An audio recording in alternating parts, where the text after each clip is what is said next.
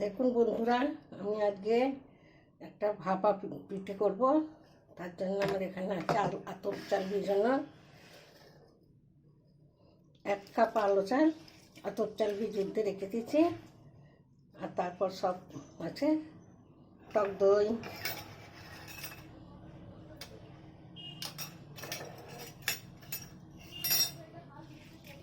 আতপ চালটা মিক্সারে দেবো।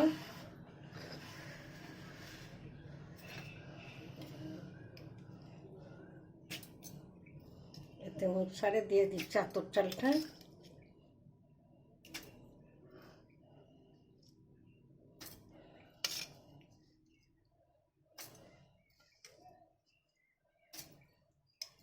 আর দেবো টক দই,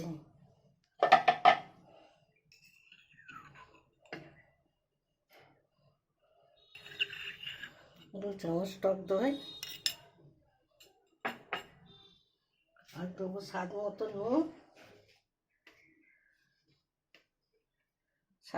নুন, তারপর দেবো চিনি, তারপর দেবো পেঁয়াজ কুচানো। এতে দেবো না তো, পেঁয়াজ কুচানো ভুলে গেছি, পেঁয়াজ কুচানোগুলো পরে দেবো। এবার আমি এটাকে বেটে নেব।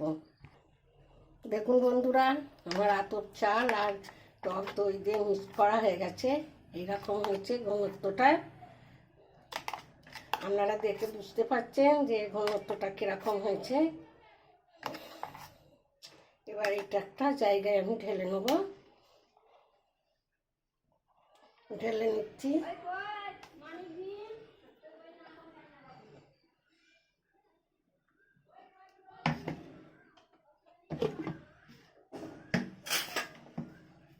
এবার এতে দেবো পেঁয়াজ,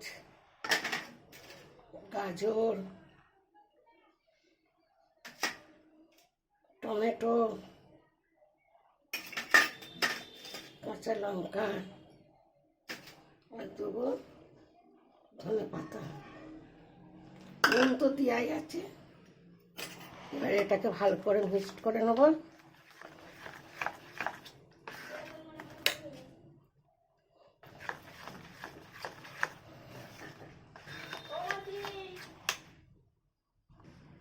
এতে এবার দেবো ইনো। আমার 1 প্যাকেট ইনো, সবটা একটুখানি কাজে লেগেছে, অল্পটা আছে। দেখুন এইটা দিয়ে দেবো, 1 প্যাকেট লাগবে না।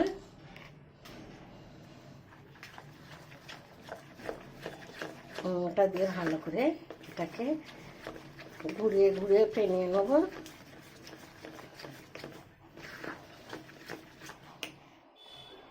এবার আমি গ্যাসটা এইটাতে দেবো,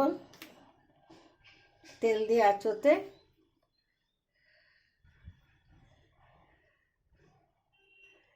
ভালো করে এটাকে পরিষ্কার করে দিয়ে দেবো। ভালো করে ট্যাপ করে নেব। এবার গ্যাসটা দেখুন বন্ধুরা, আমার জলটা ফুটে গেছে। এবার এর উপর আমি আস্তে আস্তে বসে দেবো, দিয়ে আমি ঢাকা দিয়ে দেবো। 15 মিনিট পরে আবার ফিরে আসছি। দেখুন বন্ধুরা, আমার রেসিপিটা হয়ে গেছে।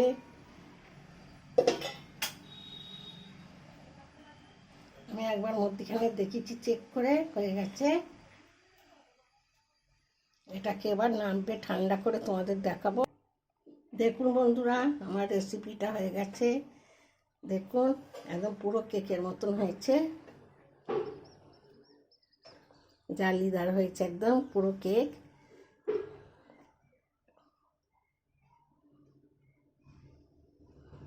এই রেসিপিটা ভালো লাগলে লাইক করবে, শেয়ার করবে, কমেন্ট করবে, আর আমার চ্যানেলটা সাবস্ক্রাইব করে দেবে। আমি আসছি আবার অন্য রেসিপি নিয়ে।